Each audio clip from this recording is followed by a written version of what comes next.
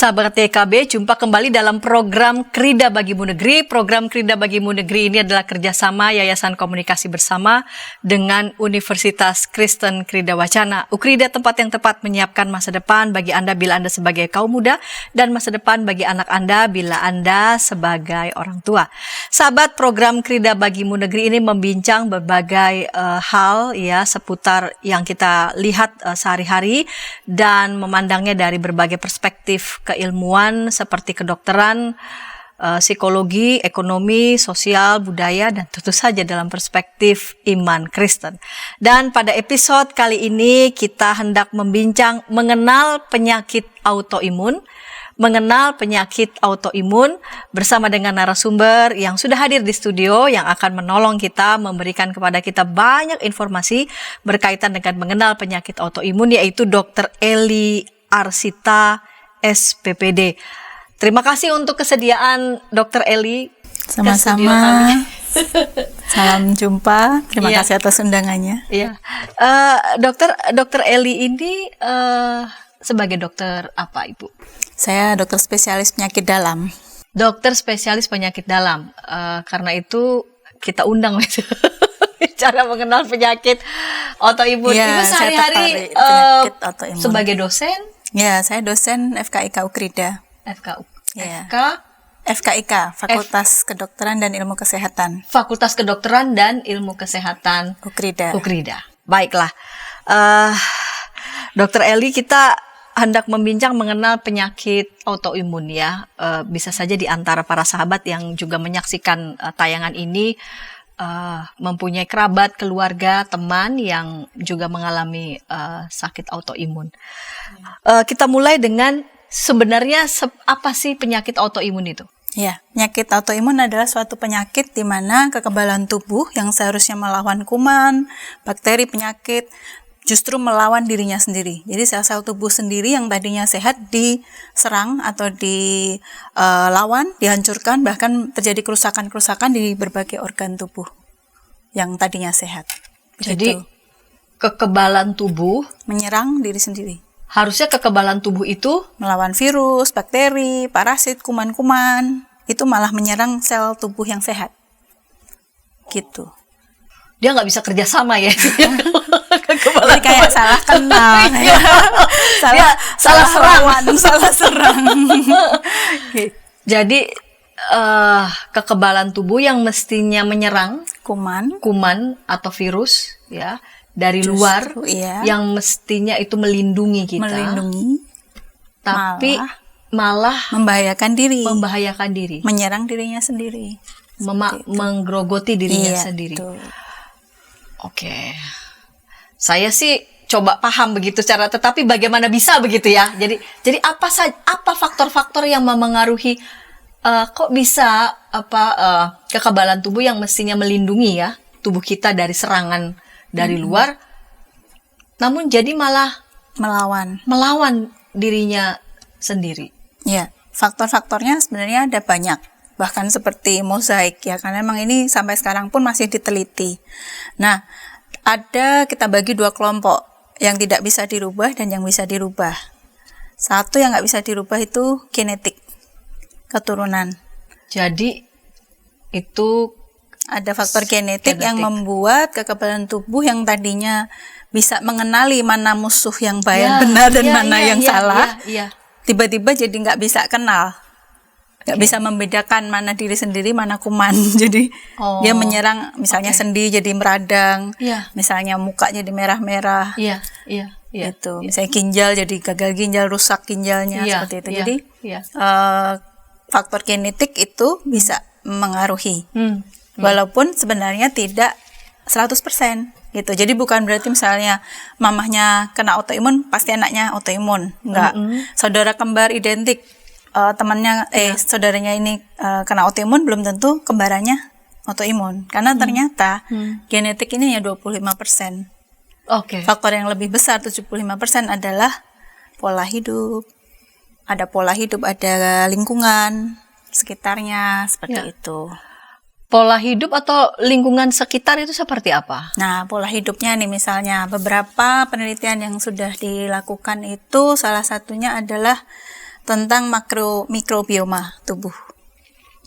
Di tubuh kita ini ada flora normal ya, namanya mikrobioma. Itu apa Itu itu? di usus kita ada. Jadi ada kuman baik, kuman jahat. Ya, oke. Ya kan? Ya. Di kulit ada kuman baik, kuman jahat. Di semua lubang-lubang kita, hidung, mulut, telinga, kemaluan, semua juga ada kuman baik, kuman jahat. Nah, kalau keseimbangannya baik, si kuman baik ini melindungi kita dari si kuman jahat. Gitu.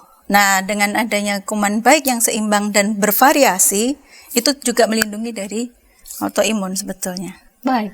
Ya, terus jadi faktornya selain si mikrobioma di usus kita ada yang namanya kebocoran usus.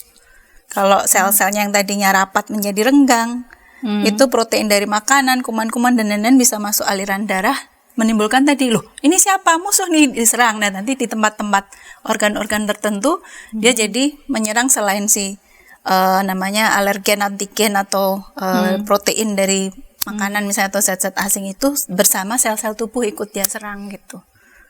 Jadi kayak lokasi-lokasi tertentu karena tadi aliran darah yang terkontaminasi dari makanan akibat usus yang bocor seperti itu.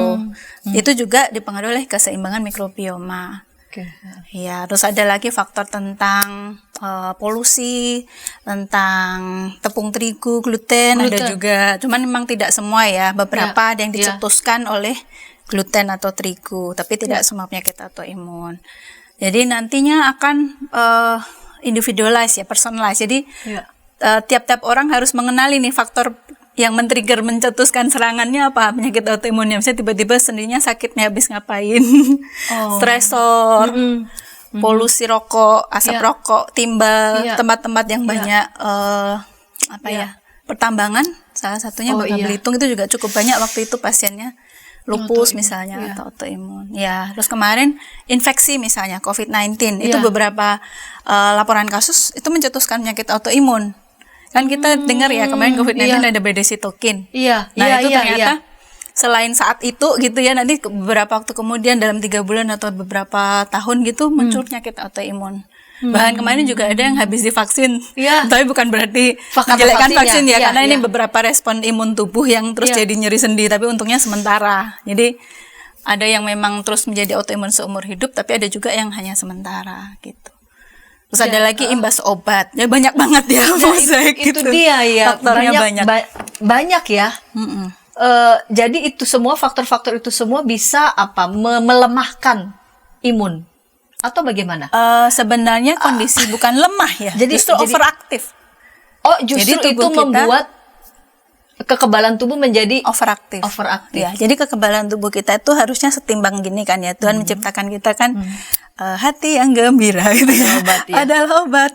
Seperti obat hati yang senang, tapi semangat yang patah keringkan tulang. Nah, keringkan tulang tuh sumsum tulang kita yang bikin sel-sel imun memang.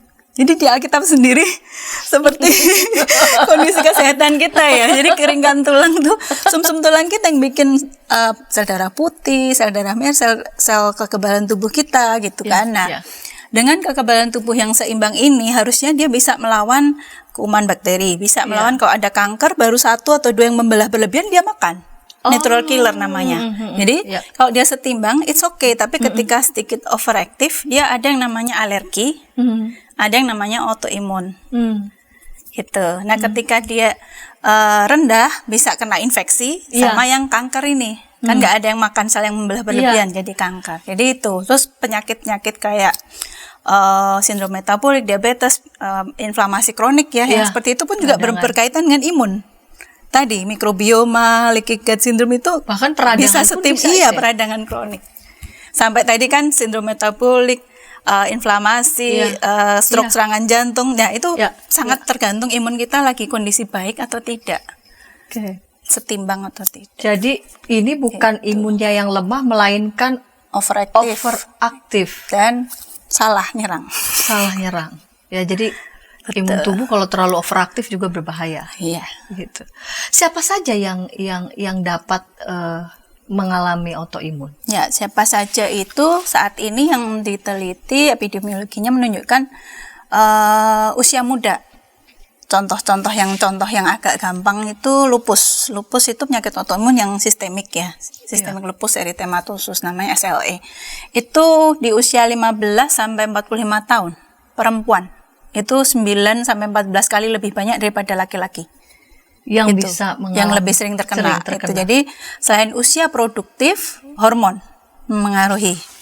Ya kan, estrogen ya perempuan ya seperti itu. Nah, siapa saja yang terkena seperti itu, walaupun tadi 9 banding 1 kan tetap ada 1 ya, laki-laki bisa terkena autoimun, lupus juga bisa, tapi yang laki-laki yang perempuan. Lebih banyak perempuan. Yang agak sering di laki-laki itu misalnya ankylosing spondylitis. Apa itu? Spondyloarthropathy. Nanti yang punggungnya nyeri-nyeri, pegel, terus bisa sampai terjadi kayak bambu spine, jadi kaku, jadi kayak pohon bambu ya, terus mentiung bungkuk, lalu dia juga berkaitan dengan mata yang sering merah, di laki-laki juga sering ya, mata sering merah, uveitis, lalu berkaitan dengan masalah usus, IBD, jadi sering diare-diare misalnya, jadi itu kayak satu rangkaian gejala yang bisa muncul satu saja, 2 atau lebih atau macam-macam gitu. Jadi ada kriteria diagnosisnya. Kenapa perempuan bisa lebih potensial terkena? Tadi salah satunya hormon. Hormon tadi ya, estrogen di perempuan usia produktif tadi.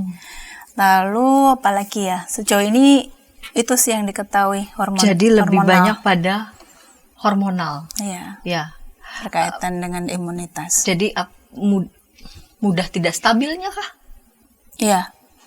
Termasuk misalnya ada fase perempuan di mana perempuan melahirkan ya, hamil melahirkan itu kan sistem imun sedang ditantang. Kan dia kehamilan pertemuan sel telur dan sperma.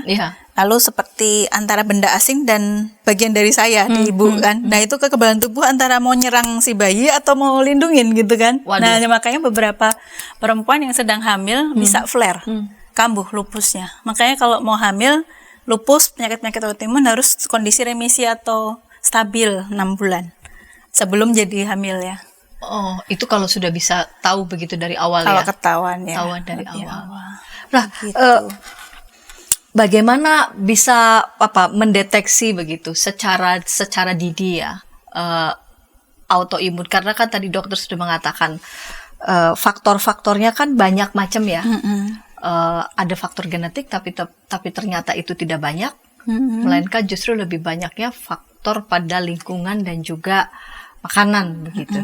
Nah, ini kan faktor yang mempengaruhi kan bisa saja kan secara umum ini dengan sakit yang lain begitu, tetapi bagaimana kita bisa mendeteksi begitu secara dini kira-kira begitu ya. Kalau lihat dari gejala-gejala ini sepertinya mungkin begitu ya mengalami autoimun. Itu akan kita bahas di segmen kedua, namun sebelumnya kita dengarkan pesan-pesan berikut ini.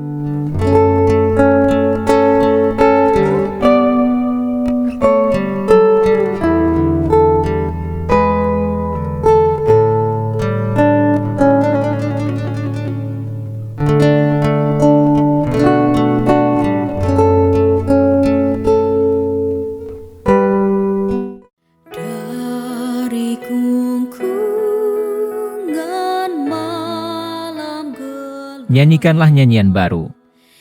Setiap hari Rabu, pukul 12 waktu Indonesia Barat. Dapat Anda nikmati di channel Lagu Rohani YKB GKI TV.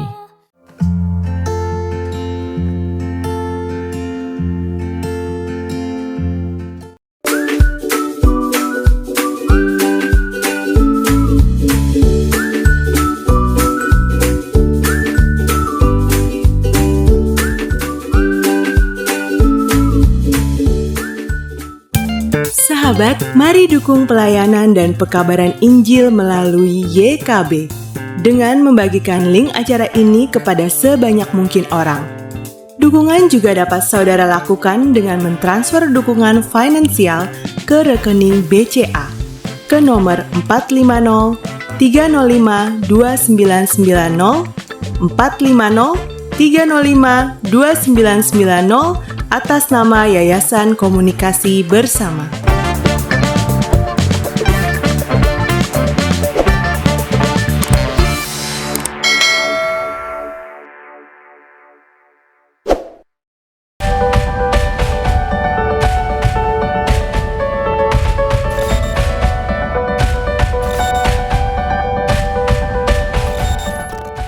Sahabat, senang masih bersama dengan kami dalam program Krida Bagimu Negeri. Pada episode kali ini kita membincang mengenal penyakit autoimun. Kita sudah tiba di segmen yang kedua. Saya mengajak sahabat boleh berinteraksi di kolom komentar yang tersedia. Dengan senang hati narasumber pada episode kali ini Dr. Eli Arsita, SPPD, dapat merespon tanggapan ataupun menjawab pertanyaan dari para sahabat. Saya pemandu percakapan, Pendeta Santiadi Manurung. Ya, Dr. Eli, kita lanjut ya di segmen kedua. Di segmen pertama, Dr. Eli sudah menjelaskan apa itu autoimun, lalu faktor yang memengaruhinya, lalu siapa saja yang terkena.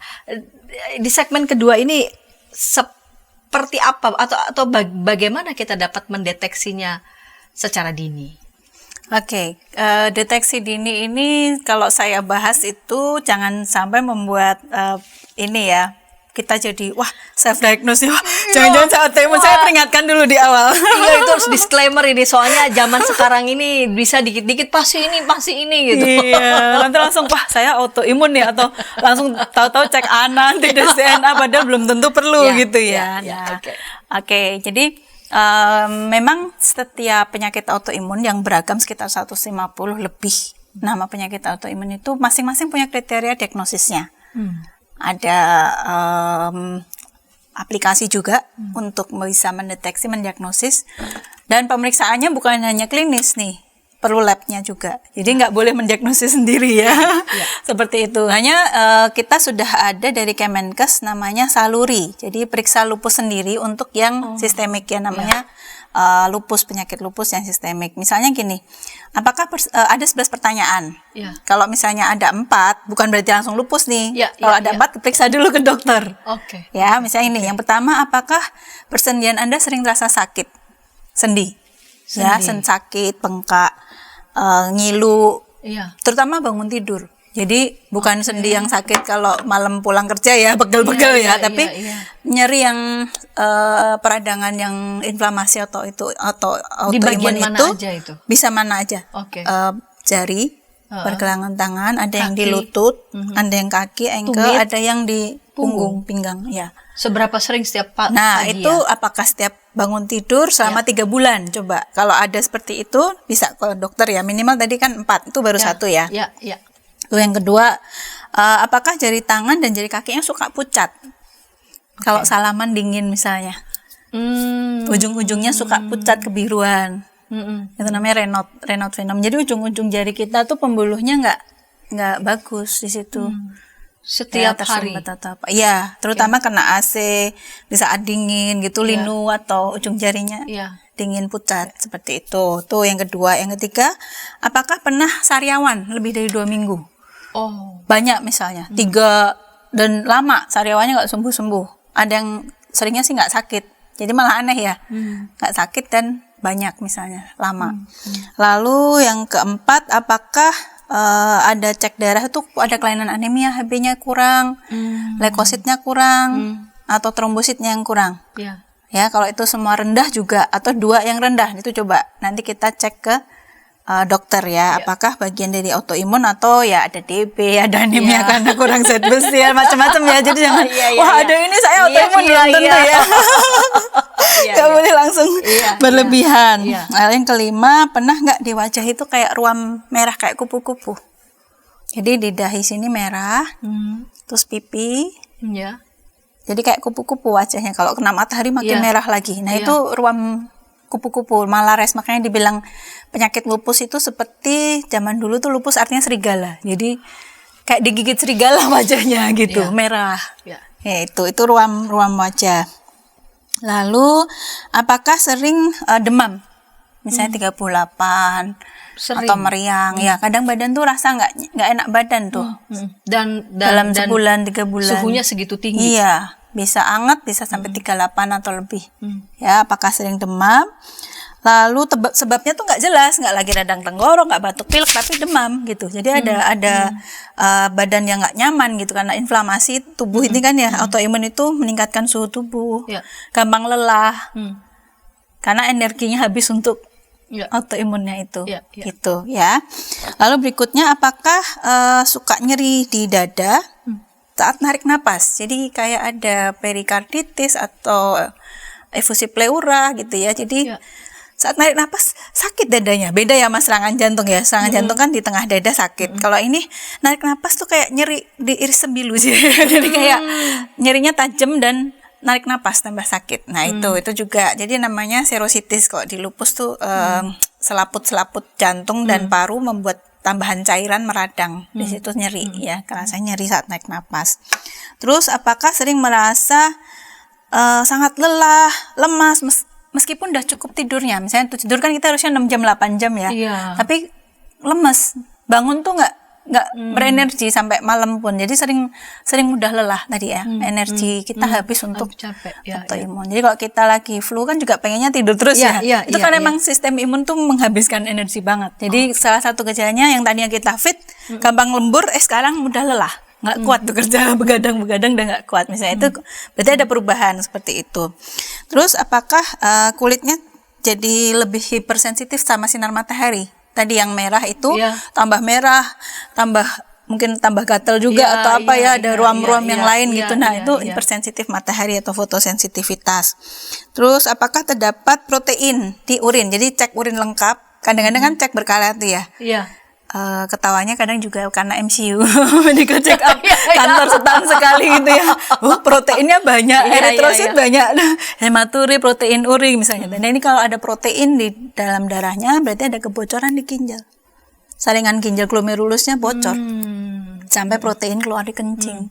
Nah, itu kerusakannya mungkin atau imun atau tadi ada hipertensi, ada diabetes juga disingkirin ya. Makanya suruh ke dokter loh. Bukannya ada cek itu langsung diagnosis sendiri ya. Dan yang terakhir, apakah pernah kejang?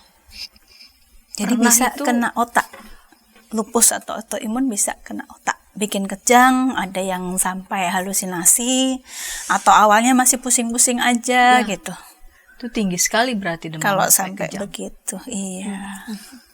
Jadi itu apa? Minimal 4 ya. Minimal 4 terus ke dokter. Bagaimana cek lebih lanjut. minimal 4, lalu kemudian untuk memastikan langsung ke dokter. Jangan diagnosa sendiri. Itu baru lupus, belum penyakit lainnya ya. Dan Iya. Spondilitis tadi yang saya bilang, spondilartropati kan mata merah, silih berganti, berulang, terus usus, terus nyeri punggung, pinggang, itu juga bangun tidur biasanya 30 menit. Nanti habis aktivitas kerja, nyapu ngepel, enak kan? Iya.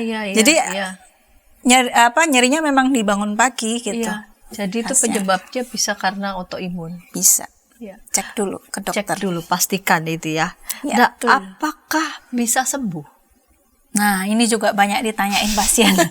Bisa sembuh gak ya dok? Ya, sayangnya sih bukan sembuh ya. Kita hanya bisa bilang namanya remisi. Jadi bukan sembuh bebas sama sekali, tapi namanya remisi itu kita bisa kontrol atau kendalikan gejalanya dengan seminimal mungkin obat atau tanpa obat. Ada sih kemarin ketemu ya oma-oma atau 50-an tahun. Saya tadinya lupus dok, sudah tanpa obat, puji Tuhan ya. Kadang juga ada yang tinggal dosis metylprednisolone 4 mg misalnya atau hidroksikloroquine aja misalnya. Jadi dosis kecil, nggak yang obat banyak macam segala macam isi segepok diminum gitu, enggak lagi gitu. Jadi ada yang namanya remisi, bukan sembuh. Karena sewaktu-waktu bisa flare ketika tadi ada pencetus ya, stres fisik maupun psikis atau kena apa namanya kurang tidur, kena infeksi atau kena apa yang bisa mencetuskan lagi autoimunnya. Jadi kalau ditanya apakah bisa sembuh, bukan sembuh ya, melainkan remisi, mengurangi ya, terkendali atau terkendali remisi. Ya. Atau remisi. Apakah ada bahayanya gitu, atau apakah bisa terjadi komplikasi? Ya, bisa. Jadi kalau dari penyakitnya sendiri, misalnya tadi lupus ya, kalau kejang kan bisa kerusakan otak atau meninggal. Gagal ginjal tadi bahayanya kalau kena ginjal. Lalu kena perikard efusif pleura juga sesek bisa. Jadi dari penyakitnya sendiri bisa. Jadi bisa ada anemia, Hb-nya rendah sekali, lemas, letih, lesu. Trombositnya cuma 2000. Berdarahan di mana-mana. Trombosit yang rendah itu bikin perdarahan. Ya, kayak kalau DB juga gitu kan. DB trombositnya cuma 8000 atau berapa kan, mimisan gusi berdarah.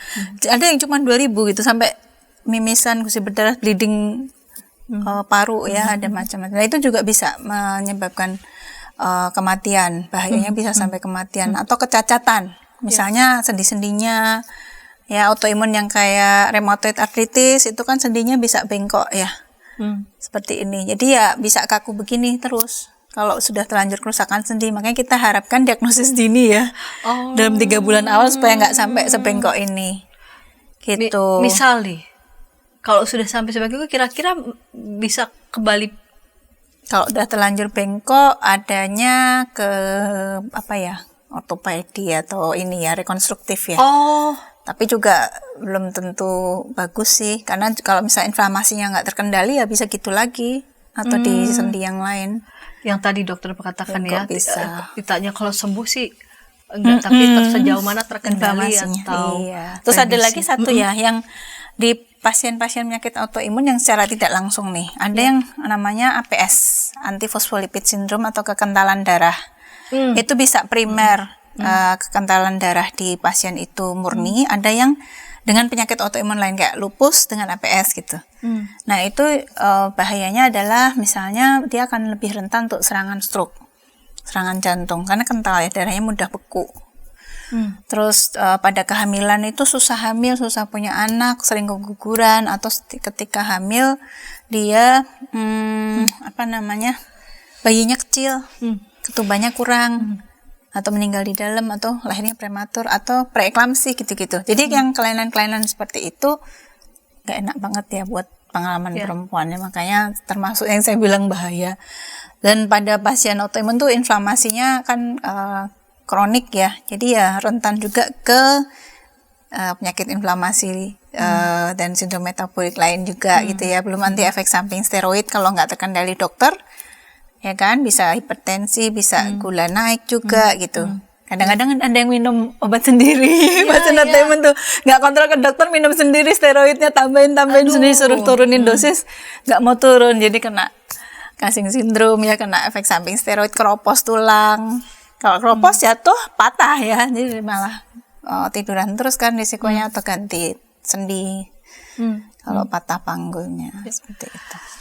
Yang tadi dokter sampaikan itu kan bahayanya begitu, lalu kemudian jadi komplikasi ya. Komplikasinya kan jadi kemana-mana itu kan. Bisa, ya. Iya. Nah, biasanya itu bisa saja kan disebabkan karena katakanlah telat diagnosis ya. Bisa aja orang kenapa telat ya tadi ya, bisa aja karena memang hampir mirip begitu, mata merah bolak-balik ya kan, bisa aja karena debu, karena ini, karena itu. Merasa sendi-sendinya seperti Linu kan bisa saja merasa kayak mungkin rematik, kadang-kadang asam urat aja pikirnya gitu ya, karena dingin, karena usia begitu dan sebagainya. Nah, pertanyaan kemudian adalah mengapa begitu ya? Sebagian orang ya bisa juga saya jadi menjadi terlambat begitu untuk mendiagnosa penyebab utama dari gejala ataupun sakit begitu yang muncul begitu. Itu kita bahas di segmen 3, namun sebelumnya kita dengarkan pesan-pesan berikut ini.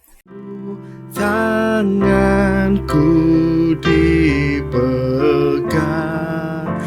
Injil dalam Melodi. Setiap hari Kamis pukul 12 waktu Indonesia Barat. Dapat Anda nikmati di channel Bedah Lagu YKB GKI TV.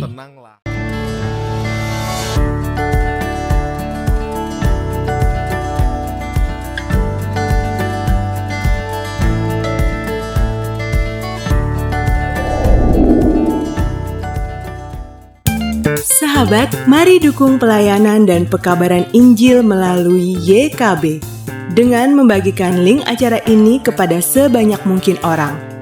Dukungan juga dapat saudara lakukan dengan mentransfer dukungan finansial ke rekening BCA ke nomor 450 305 2990 450 305 2990 atas nama Yayasan Komunikasi Bersama.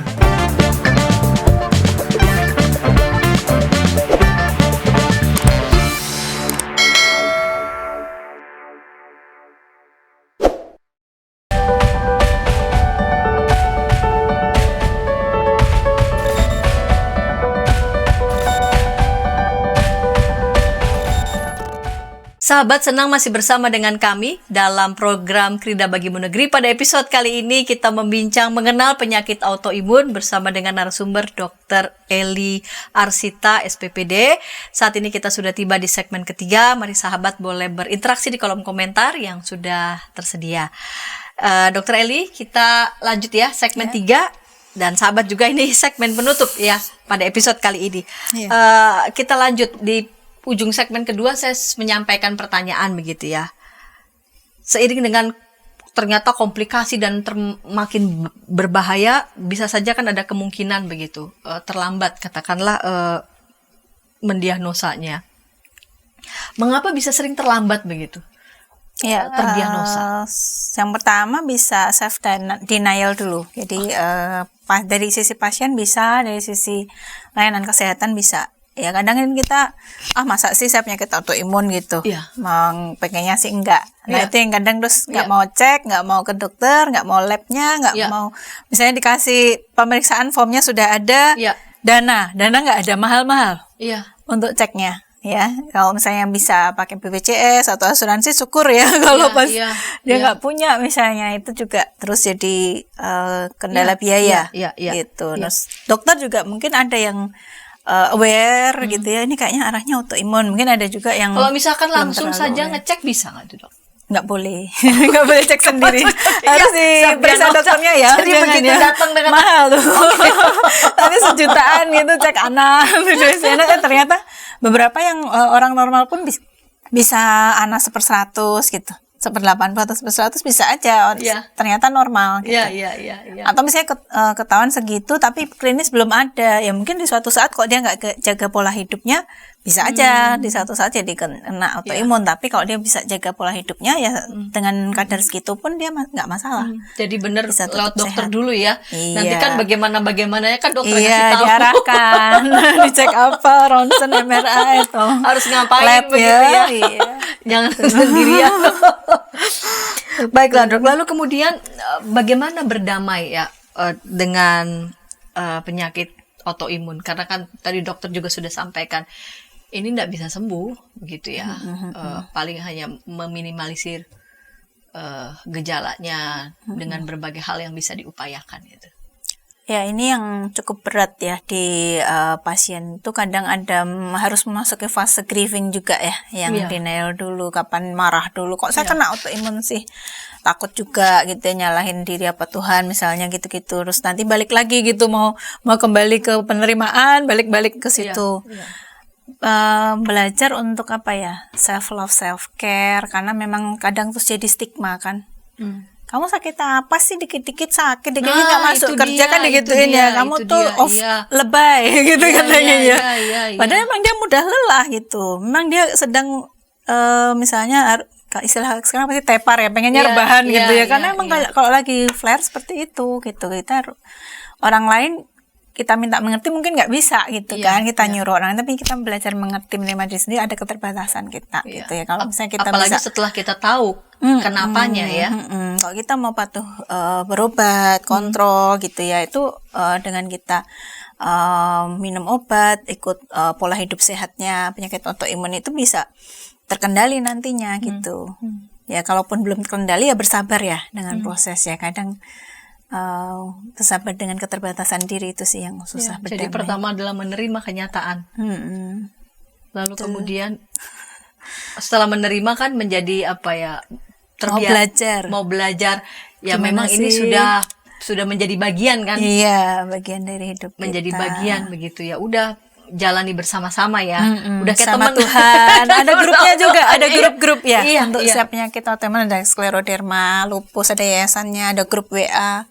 Jadi ada supporting sistemnya ya. Kalau misalnya di keluarga nggak terlalu ngertiin, ada teman-teman yang sesama menderita itu, ada juga IG live-nya. Ya di IG juga ada IG yang beri edukasi seperti itu. Supaya nggak merasa sendiri ya. Bersama dengan penyakit autoimun gitu. Nah, dokter juga sudah tadi menyebut udah bisa sembuh selain dari memang meminimalisir gejala atau mencapai remisi begitu. Nah, bagaimana mencapai remisi ini? Sebelum ke sana, yang dimaksud remisi itu maksudnya apa sih, Dok? Terkendali penyakitnya tanpa obat atau dosis minimal obat. Tanpa obat atau dosis minimal obat, berarti dikurangi adalah triggernya udah. Iya, Iya. dia sudah bisa terkendali semua tanpa obat atau obat sedikit aja dia bisa terkendali. Jadi juga berarti dengan gitu dia sudah mengenali diri biasanya triggernya apa. Mengenali diri apa yang bisa jadi triggernya ya. Ya, ada yang ke-trigger karena gluten tadi tepung. Iya, Ada yang ke-trigger ketika capek Iya, fisiknya, iya. olahraga berlebihan atau iya. stres ya. Iya. Gitu. Jadi ya tipsnya termasuk saat ini pola makan ya yang sangat penting itu Pola makan, Mediterranean diet ya. Apa itu? Jadi lebih banyak ikan-ikan kayak salmon, ya kayak pola makan orang Mediterranean olive oil, gitu. Sayur, buah segar yang banyak itu sangat antiinflamasi, sangat banyak probiotik, prebiotik tadi pengen untuk keseimbangan mikrobioma tubuh. Gitu. Jadi, asalkan kalau bisa yang organik sih, hindari dari pestisidanya ya. Ikan juga hindari yang bertimbal atau raksa atau pencemaran sih, itu yang susah di situ ya. Kita pengen hidup sehat tapi juga tantangannya ya. Susah dan mahal akhirnya. Akhirnya mahal ya. Jadi mencapai remisinya dengan pola makan ya. Pola makan. Lalu yang paling gampang saya ingat untuk edukasi itu namanya cerdik ya. Untuk mencegah sama untuk remisi itu yang paling gampang tuh cerdik. Jadi cek kesehatan berkala. Cek kesehatan berkala. Ini dari Kemenkes sih, saya sering edukasikan ke masyarakat. Ya. Cek kesehatan berkala tuh apa ya? Tadi kontrol tiap bulan, kalau bisa tadi tensi gula pun dikendalikan, kadar vitamin D kalau bisa ya dalam 3 bulan atau 6 bulan sekali itu, karena kadar vitamin D yang baik lebih cepat remisi. Ini bisa topik tersendiri nih vitamin D ini. Khusus itu. Waktu COVID kemarin banyak sekali itu betapa pentingnya itu vitamin D. Vitamin D3 ya, cek kesehatan berkala. Lalu E-nya enyahkan asap rokok. Ya, kita mungkin nggak bisa minta berhenti ya kalau merokok di luar deh kalau ada pasangan atau keluarganya ya. Terus kita juga banyak polusi, jadi pakai masker dulu masih sampai sekarang di Jakarta terutama ya, atau kota-kota besar. Lalu R, rajin olahraga. Jadi walaupun kena lupus pun masih bisa olahraga ya, 30 menit aja sehari mau berenang di yang enggak outdoor karena kan dia sensitif matahari ya. Atau senam, yoga atau olahraga lainnya ya, beban misalnya. Jadi tetap rajin olahraga. 30 menit setiap hari, 5 kali seminggu minimal. Lalu D-nya diet seimbang ya, tetap sehat seimbang ya, tetap ada karbohidrat, lemak, protein, sayur tadi yang Mediterranean diet atau isi piringku itu yang paling gampang. Ya kan, sepertiga sayur, ya, terus lauk kecil, nasi, buah gitu, sama minum yang cukup ya. Jadi benar-benar yang banyak sayurnya. Terus I-nya istirahat cukup. Istirahat cukup. 6 sampai 8 jam sehari karena ya memang kita butuh istirahat. Dengan kurang istirahat, inflamasi juga meningkat ya. Dan segala macam penyakit menghantui. Lalu yang K adalah kelola stres. Kelola stres. Mungkin IKP nih andalannya ya. Kelola stres ada banyak tipsnya nih. Ini ya itu kelola stres karena memang stresor ini bisa mencetuskan. Jadi ya bagaimana kita nggak mungkin menghilangkan stres kan? Iya. Hampir selalu ada stresor, hampir selalu ada. Tapi bagaimana mengelolanya ya, self love, self care dan mekanisme pertahanan jiwanya ya ditingkatkan resiliensinya. Ada yang bilang stresor bisa saja membuat kita punya daya juang. Kalau nggak ada stresor nanti kita tidur aja katanya begitu karena nggak ada stresor. Iya. Tapi di sisi yang lain kalau itu nggak dikelola justru bisa jadi juga pencetus atau imunnya flare atau nggak susah remisi. Atau ibunya justru menjadi kambuh begitu ya. Dan bagaimana nih kita bisa membangun ya pertahanan diri atau menjaga gitu agar terhindar terhindar dari penyakit autoimun. Dokter udah bilang kan ada sih faktor genetik, tapi ternyata itu nggak faktor yang utama ya, lebih banyak lingkungan. Iya. Dan pola hidup, makanya tadi sih cerdik sih tetap yang Tetap penting, itu, ya. cerdik itu yang paling praktis ya untuk diingat dan diterapkan. Itu. Dan tadi ya pola hidup ya, makan, lalu Makan, kemudian istirahat, olahraga, olahraga. kelola stres. Nah, kalau yang olahraga kan berkaitan dengan kan sakit yang ditimbulkan juga kan macam-macam ya, bisa sedih, bisa lain. Berarti olahraganya juga disesuaikan. Betul, disesuaikan. Ada yang nggak bisa karena lututnya sakit, nggak bisa jalan, nggak bisa lari sepeda, gitu ya. lari. Ya sudah berenang misalnya ya. atau senam di air. Iya. Beberapa yang bermasalah dengan sendi itu pergerakan-pergerakan di air ya kan nggak terlalu menyangga berat badan ya di air itu. Menolong justru. Ya, kalaupun jalan-jalan di air. Itu terus apa ya? Jadi hati-hati juga, nggak juga semua olahraga dihantam semua. Dia tetap harus tahu keterbatasan diri ya. Kadang harus dikonsulkan juga gitu kan. Apakah olahraga apa yang masih aman? Ya, rehabilitasi medik juga kadang perlu ya pemulihan dari nyeri sendi, harus menguatkan otot paha misalnya, gerakan yang menguatkan otot paha biar nyerinya nggak makin parah. Gitu. Baik dok, kita sudah tiba di ujung segmen 3 dan juga episode kita. Silakan dokter Eli boleh menyampaikan semacam rangkuman ya dari percakapan kita pada para sahabat. Mari silakan. Ya, terima kasih. Kita perlu mengenal apa itu penyakit autoimun supaya kita bisa mencegah supaya diri kita yang mungkin rentan baik secara genetik atau tadi paparannya sudah banyak ya, sudah sering infeksi, sering radang tenggorok misalnya, atau banyak stresor gitu ya, kurang tidur dan lain-lain, kita bisa menjaga diri lebih berpola hidup sehat. Tadi ya saya tetap ingatkan yang penting cerdik, cek kesehatan berkala, enyahkan asap rokok, rajin olahraga, diet seimbang, istirahat cukup, dan kelola stres supaya kita semua bisa lebih aman dari penyakit autoimun. Dan kalaupun kita punya penyakit autoimun lebih cepat remisi ya, termasuk jaga kadar vitamin D3 kita ya, kadar vitamin D di darah, dan suplementasi vitamin D jika memang diperlukan sesuai anjuran dokter.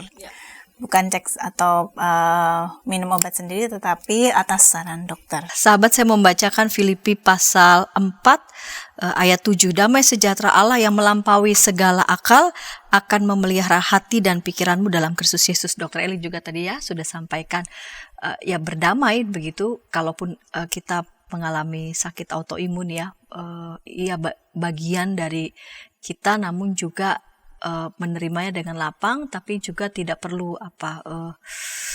termakan menjadi menderita sangat begitu ya, yang justru akan membawa dampak, bisa saja dampak menjadi lebih buruk begitu. Karena itu memang kita sungguh memerlukan pertolongan dari Tuhan. Damai sejahtera dari Allah yang melampaui segala akal akan memelihara hati dan pikiranmu dalam Kristus Yesus, itu yang memberikan pada kita ketenangan bersama dengan Tuhan pun menjalani hari-hari kita sehari-hari ya, hidup, maupun juga ketika sahabat ada yang harus menjalani proses pengobatan ataupun terapi dan pemulihan dari sakit autoimun. Kita jumpa kembali di episode yang akan datang dengan topik-topik menarik lainnya. Sampai jumpa.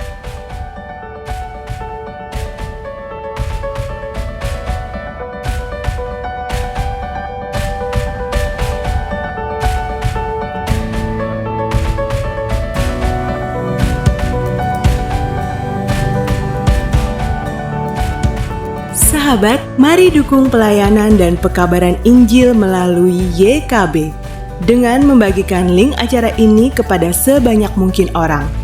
Dukungan juga dapat saudara lakukan dengan mentransfer dukungan finansial ke rekening BCA ke nomor 450 305 2990 450 305 2990 atas nama Yayasan Komunikasi Bersama.